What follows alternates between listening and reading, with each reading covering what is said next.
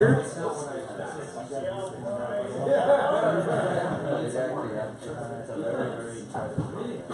that was long enough.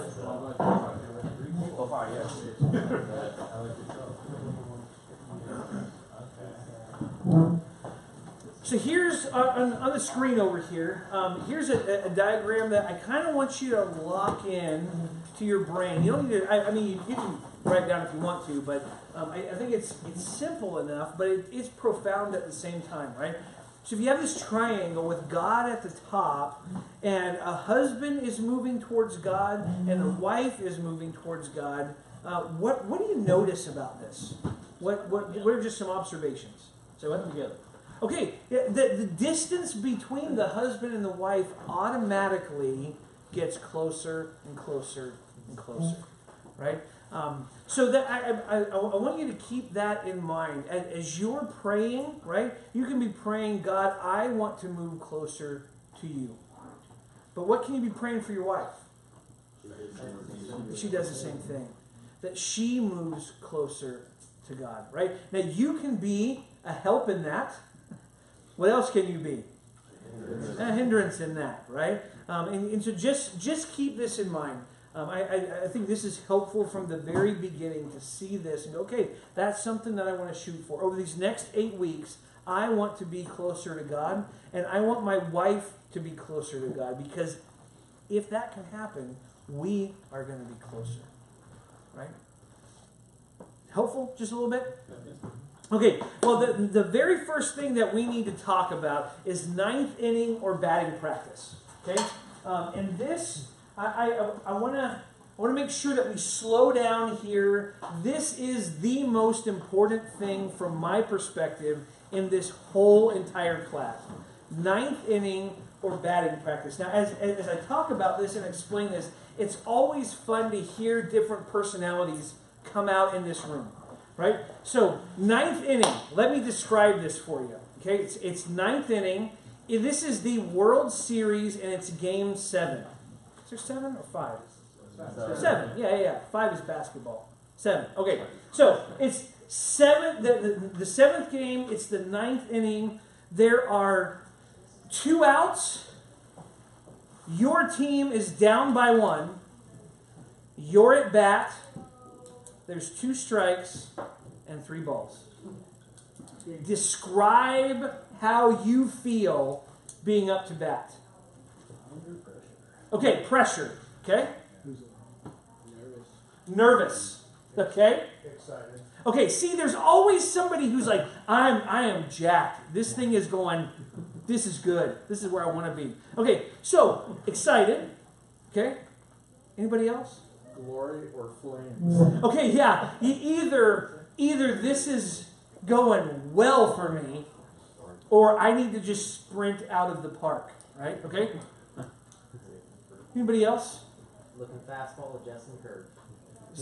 Okay, you're looking for a fastball, but you're adjusting for the curve. That's right. Okay. All right, sounds good. So that's how you're feeling. Now here's the fun question. What are you hoping will happen? All right. Okay, somebody always says home run, because home run does what? Okay, all right, ties the game. Okay, you're telling me there's a chance. 1 in a million. Saying there's a chance. Okay, all right. Yes, that's a Dumb and Dumber quote in case anybody missed it. All right, what else? Who else is, what else might you be hoping for? Getting hit by the pitch. Okay, there's somebody in my boat right there. That is my boat. Why is getting hit by the pitch like, yes? You get on the base. You get on the base. You don't have to fail. You don't have to fail. Right? You get hit by the ball, and it's the best of both worlds. You're on base. Everybody has sympathy for you. Oh, that hurts, right? And if you get out, being thrown out, you can blame, I got hit by a pitch, right? There's lots of angles to work by getting hit by the pitch. Okay, so you get hit by the pitch, hit a home run. What else? Just get a base hit. Just get a base hit. Like, come on, just a base hit. Yeah. You could just walk. Yeah, or a ball, right? I'm just going to stand here. I'm going to roll the dice and hope this guy does not throw a strike, right?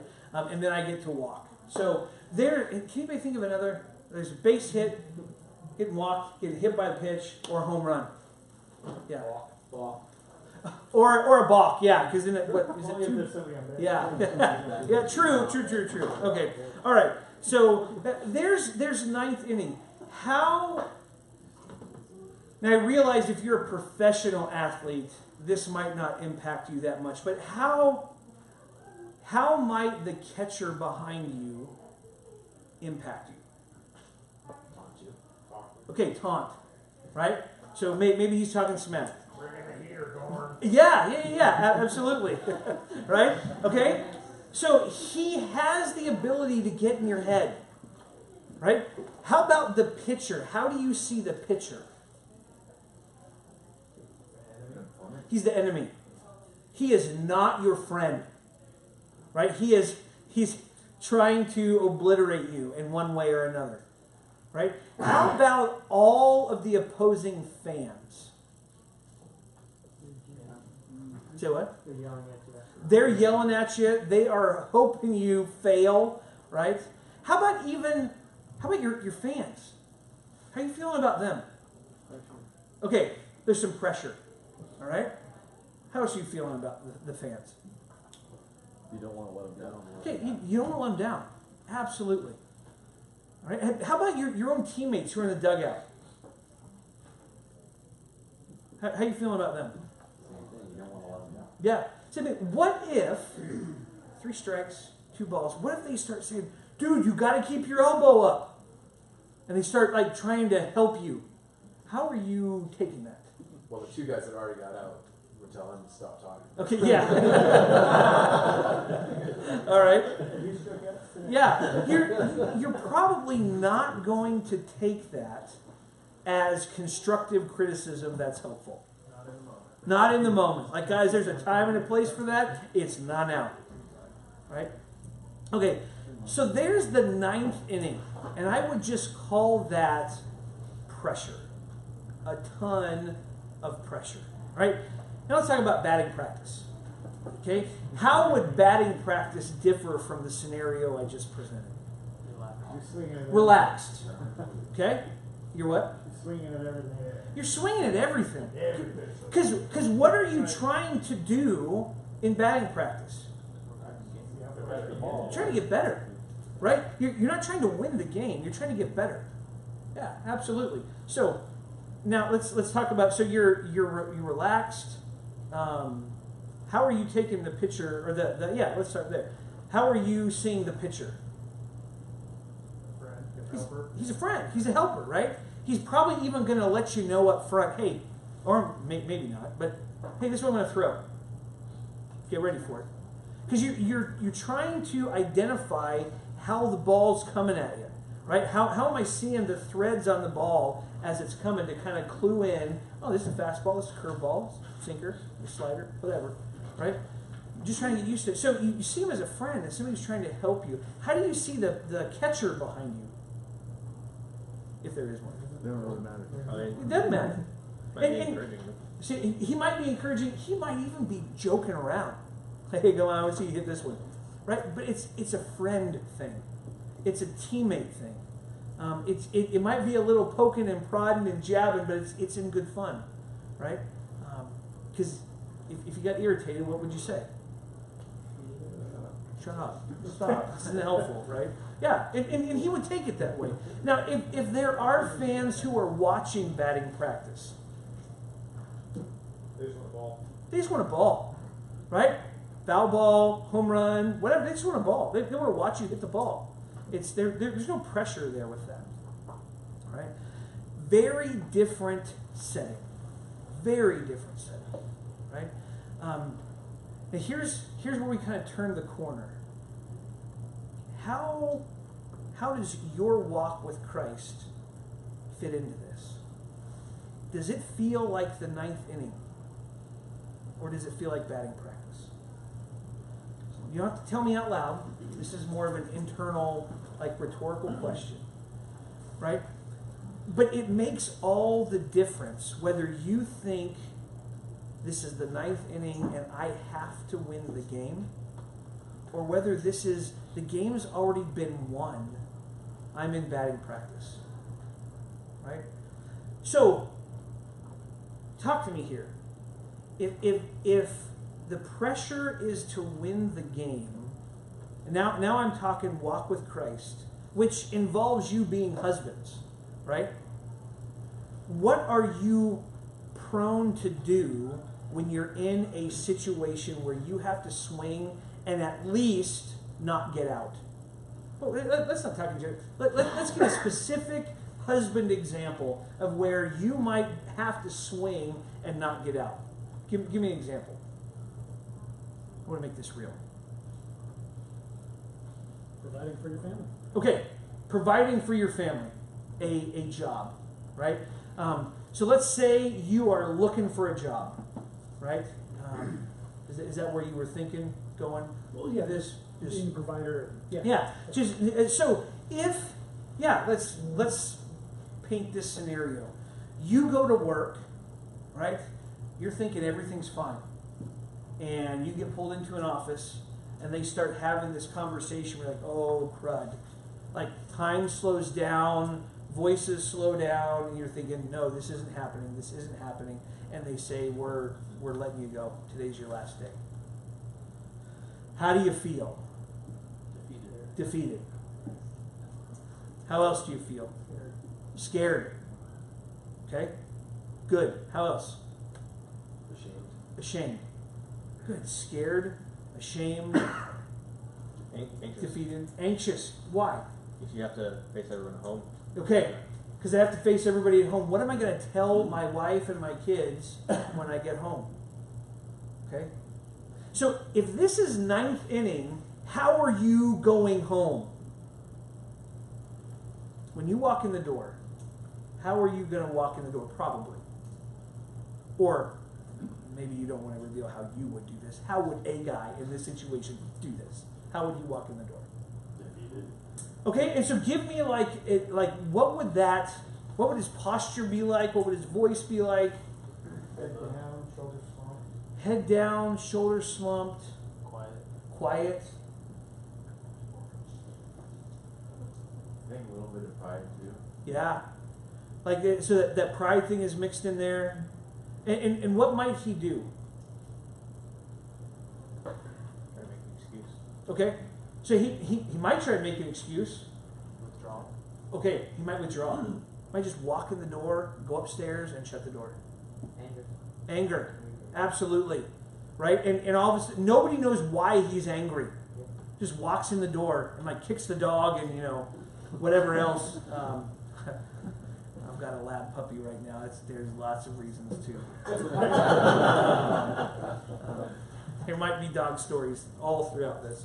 But yeah, so in anger. I mean, just think, he is feeling exactly like that guy in the ninth inning who swung the bat and missed, and now he's out. Right? I don't want to face anybody. I don't want to see anybody. If somebody tries to give him some encouragement, how's he probably going to respond?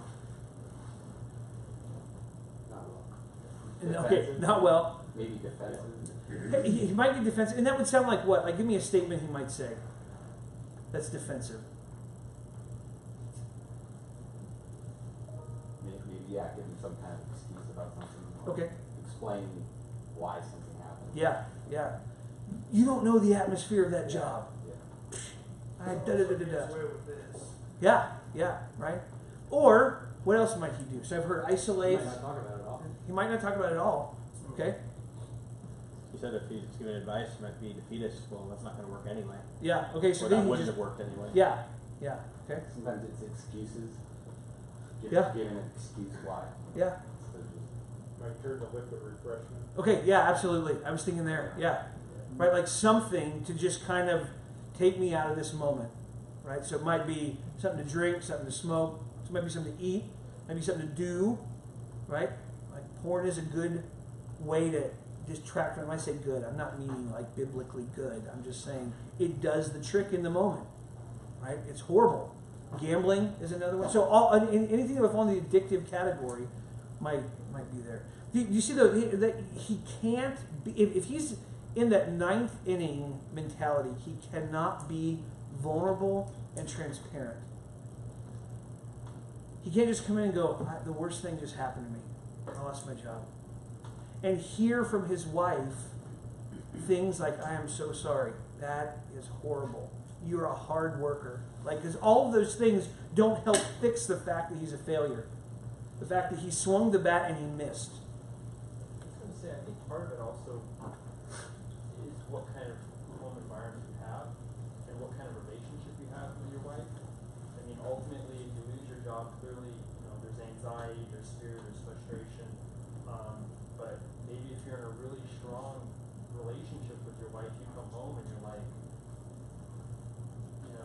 it's somebody who does understand or is supportive and we'll get through this, is all equally encouraging.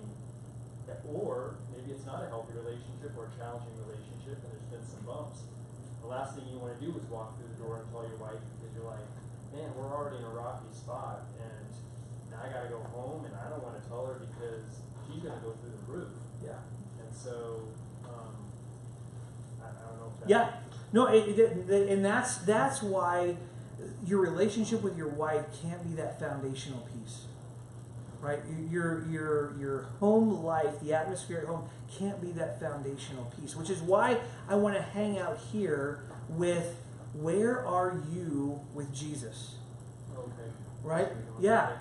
Yeah, because if you are in ninth inning in life, like I gotta hit the ball perfect every single time, and then every single time you miss, because you will, right? You're there every single time. And there are some people who go through life and they hit the ball and they hit it well, right? And they really don't see a need for Jesus. They're kind of in that pharisaical realm. They're missing where they're missing, if that makes sense. But batting practice, if there's one guy who's won the game, right? Jesus. He crushed the ball. Right? And now we're on the team, and we'll talk about that in just a minute, but we're on the team, and now the pitcher is who? Let's start to identify some people. Who's the pitcher? Satan. Okay, could be. If it is Satan who's pitching you a nasty curveball, Here. who's behind him making sure that ball goes right where he wants it to go? God. You might look out and it might be, ooh, that's Satan throwing me a curveball. But we read Romans 8:28. We know that God causes all things to work together for good. A nasty heater, a sinker, a curveball, a fastball. God's causing it all to work together for good. If you're in batting practice, the pressure is not there. You can swing and miss. You can miss big. And you can be open and honest about that. Hun, guess what happened to me at work today? We got to figure out how to get through this. You can cry. You can be frustrated, right? But it doesn't mean you've lost the game. So the reason why I want to hang out here is from the beginning, if you're thinking, I want to take this class so I can just crush the ball every ninth inning, right? God will orchestrate things so you don't do that. Right? He will orchestrate that. But what I would want you to take away from this is we're called to be in batting practice. It's called progressive sanctification. All right? If you want a big churchy word, you got it for tonight. Progressive sanctification. Right? And what it means is once I'm saved, I begin this walk towards heaven of becoming more like Christ. And there are, now watch when I do this. I wish I had another whiteboard to do this. But as I walk, there might be low times in my walk. There might be high times in my walk. So low times would be points of disobedience. High times would be points of obedience. But notice I'm going this way. And this is where I can't. I don't know how to do this. But my walk is up this way, right? I'm going up. And so the longer I walk this way, there's time, right? The higher I go, which is Christ-likeness. So the longer I'm in batting practice, the holier I'm becoming. That's the idea behind progressive sanctification. But you can't do that until you're on the team. So some of you who have wisdom in here, how do you get on the team? Say what? Give your life to Christ. Absolutely. Right? That's what, like, Steve talks about that each week. He at least tries to incorporate that into his sermon each week. You give your life to Christ. Some people might say surrender your life to Christ. Right? It really is that simple. But it's saying, God, I'm a sinner. I can't win that ninth inning. But I believe your son did. And I want to be forgiven. Right? So there's that. You have to be there on the team, and then you're moving in that direction. Now, my question for you, if that's true, I haven't even, I'm not sitting down and having a conversation with each one of you, asking if you believe that's true, but if that's true, isn't that a breath of fresh air? Go, whew, yeah, batting practice. That sounds good. I can go over and get a drink of water when I want to. I can go to the bathroom when I want to. I can swing, and it can look ugly, and that's okay. Right? I can crush the ball during batting practice, and that's pretty cool because that means I'm growing. But I want this class to be batting practice for everybody. I can't make that happen, but that's what I want to encourage you with. If you don't have a relationship with the Lord, it can start tonight. Right? And I don't want to pretend like everybody who takes these classes already has a relationship with the Lord. I'm throwing that out there because it has to be there in order for this class to be batting practice. If it's not there, this class will be ninth inning over and over and over and over. Some of you might take that on as a challenge. Some of you might want to get blasted by the ball. Like, can I just get hit by a car on the way home and then I'm in the hospital and I don't even have to deal with this? Right? If you ever want to know where Ben Marshall gets every now and then, that's where, hey, nice hospital stay might be nice. Right? Or maybe just a base hit. I just want a base hit each time, but it will be pressure, pressure, pressure. When we talk about loving your wife as Christ loves the church, if this isn't batting practice, that will be an impossible task. Right? When we talk about learning all about your wife, that will become a super frustrating thing if this isn't batting practice. And what I want the table discussions to be are batting practice type discussions. Where did you fail this week? Because here's where I screwed up. Right? I tried to swing at that stupid pitch and I could never hit it. How did you hit it? And there might only be one guy at the table who hit the ball that week. Okay, we're going to listen to that guy. But batting practice makes all the difference in the world. Okay? Enough on that. Did that make sense? Any questions? Going once. Going twice. Okay.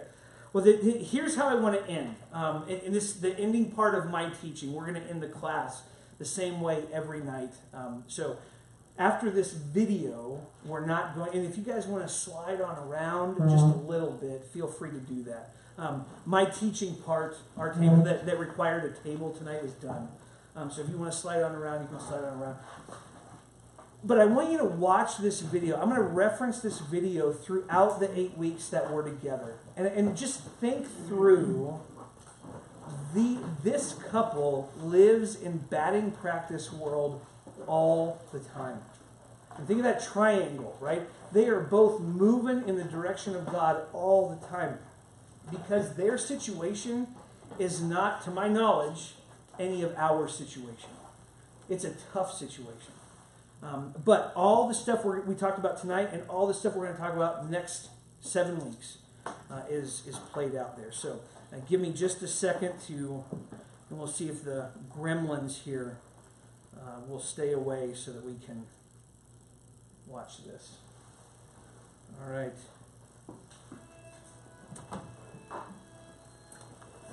Well, I'm assuming you can't hear that. How about that? Yeah.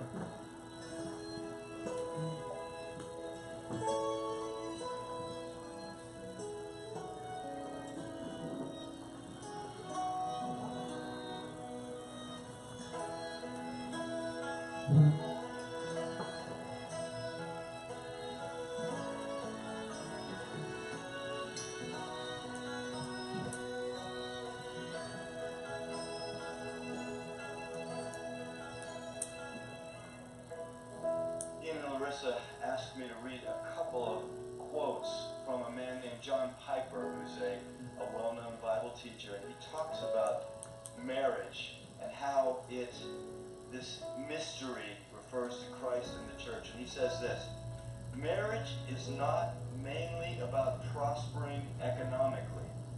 It is mainly about displaying the covenant-keeping love between Christ and his church. He says, knowing Christ is more important than making a living. Treasuring Christ is more important than bearing children. Either way, it is short. It may have many bright days, or it may be covered with clouds. But if we set our face to make of marriage mainly what God designed it to be, no sorrows and no calamities can stand in our way. Every one of them will be not an obstacle to success, but a way to succeed.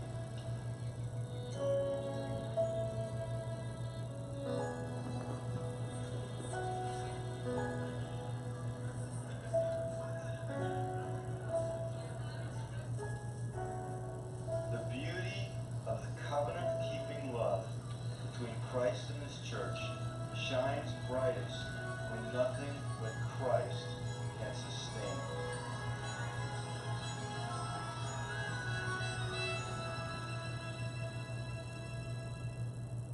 it. Ian and I first met in 2005 at college and had a blast for 10 months getting to know each other. And I was looking through and I found one of my favorite pictures, which I think was actually taken right before his accident. He set the camera on his tripod, and it's just a classic Ian face that to me sums up who he is. We had been dating for 10 months and he was working an extra job for his dad, and he was on his way to work near Pittsburgh. And we got a phone call that he had been in an accident, and we didn't know if it was when he got to work or on his way. And so we got down to Pittsburgh, and I was just praying the whole time in the car that it wouldn't be his brain. After being in the hospital for a few hours, we found out that it was, and he had been in brain surgery for a few hours and had suffered a traumatic brain injury. God totally spared his life. One night he was failing 4 out of 5 brain activity tests, and the next morning he was doing well, and his brain was starting to respond again.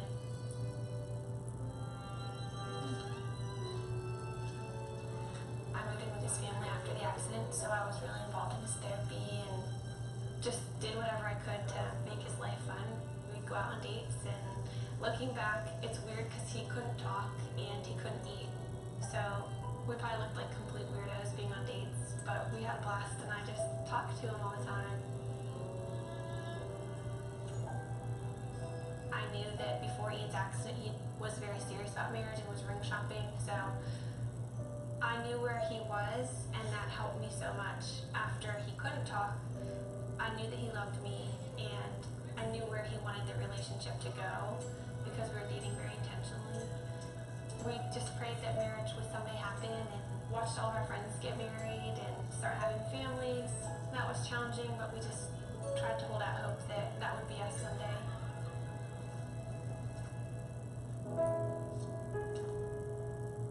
This is our board of gratefulness, and we encourage anybody who comes in to write a note of something that they're thankful for. It could be really small. Mine is just Saturday mornings, and it's just a good way that we've found to be just practicing gratefulness. And Ian, I think half of yours say my wifey, which is pretty cool.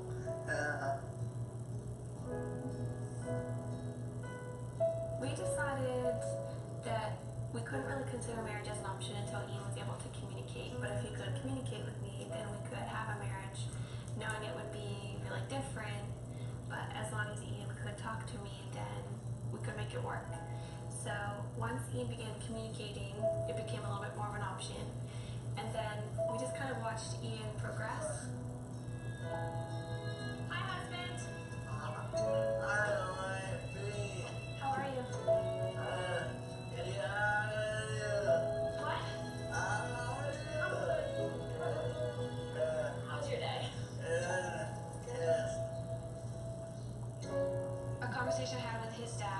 was one of those conversations where I realized this could happen.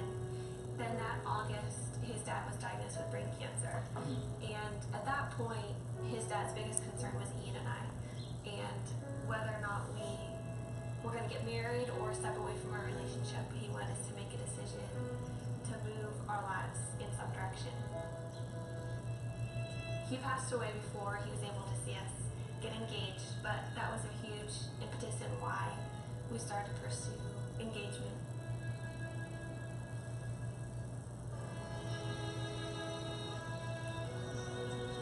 Throughout premarital counseling, we just used this momentary marriage. It was so helpful because John Piper talked a lot about primary things and secondary things, which is really important for us because when we're walking out our marriage practically, Ian can't do the secondary things like working or making a meal for me. Everything that's primary, though, he can do, which is leading me spiritually. Ian always comes back to the foundational truths of who God is and kind of reels me back in for my emotions, and that's the most important thing. We have two friends that we're going through the book with. I think we've just been able to help them see that maybe the little things that they're excited for about marriage are worth being excited about, but they're not the end all and be all of their marriage. But we also have so much to learn, and we're learning from them and things that they share because our relationships are different and we can glean different things from each other. I think what helped us in deciding to make this move to each other, at least for me, is knowing that Ian wouldn't have left me if the roles were reversed, and that we love each other and we know that God's going to be faithful to our marriage. We're able to love each other with, I think, a more Christ-like love because of Ian's disability, and just to understand that picture a little bit better than if you were healthy. Yeah, Great. it does. What about God enables you to have a happy marriage? Yeah, What? he's awesome. He's awesome. Yeah.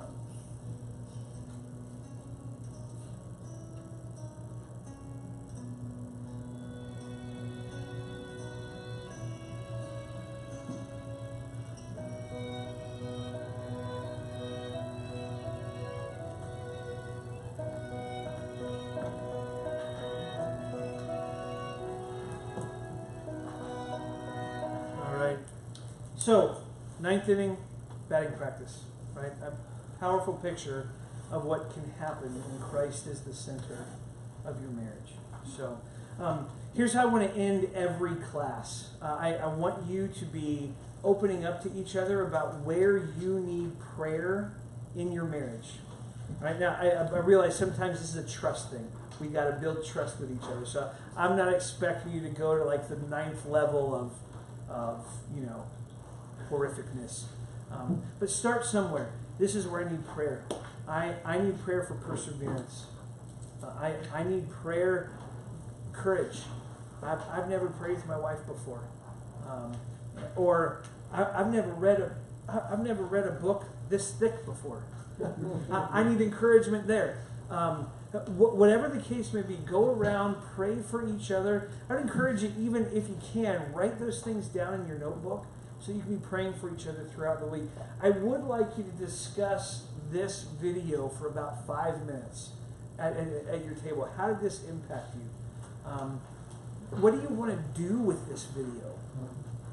If you're able to, I would encourage some of you, if not all of you, to go home, watch this with your wife, and just say, hey, hun, what do you think about this? A chance to learn about her owner's manual, right? Trying to incorporate all that in for you. Whatever though, what are you going to do with this video? How do you want this to impact your life? Okay, so talk about the video, talk about how to pray for each other, and then here's the big one. Actually pray for each other. All right? And some of you might be going, that is the one thing I was hoping you would not say in here. I don't do this whole praying out loud thing, right? No pressure. You don't have to pray out loud if you don't want to. Yet.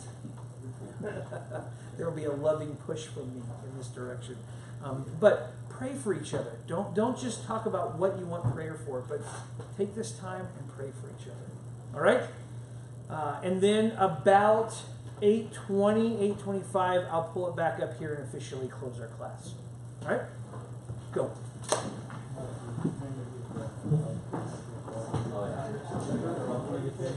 Oh, yeah.